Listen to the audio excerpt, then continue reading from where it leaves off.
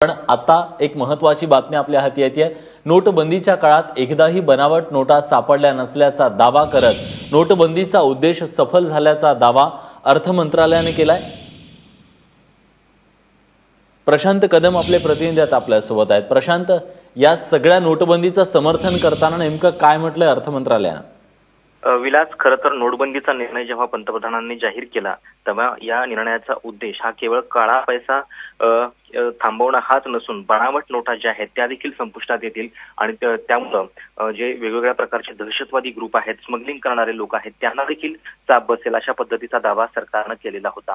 काल संसदेच्या लोकलेखा समितीसमोर आरबीआयचे गव्हर्नर आलेले होते आणि तेव्हा त्यांना हा स्पेसिफिक प्रश्न विचारण्यात आलेला होता की चलनातून बाद झाल्यानंतर 500 आणि 1000 रुपयांच्या किती नोटा दहशतवादी किंवा शस्त्र विक्रेते, ड्रग विक्रेते यांच्याकडून जप्त करण्यात आलेल्या आहेत। याच्यावरती आरबीआय कडून किंवा अर्थ मंत्रालयाकडून जे उत्तर आलेलं आहे ते अशा पद्धतीचं आहे की कुठल्याही प्रकारच्या बनावट नोटा एजन्सीकडून जप्त करण्यात आलेल्या नाहीयेत।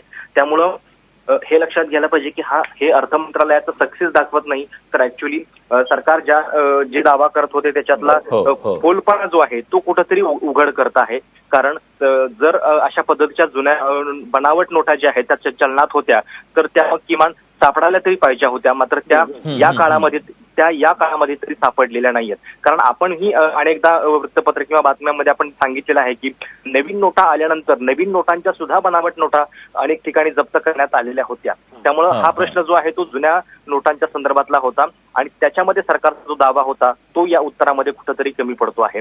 जी आकडेवारी संसदेत दिली गेलेली होती त्याच्यानुसार 0.04% म्हणजे जवळपास 400 कोटी नोटा ज्या आहेत जुन्या चलनातल्या त्या बनावट नोटा भारतीय व्यवहारात होत्या असा सरकारनं दावा केलेला होता।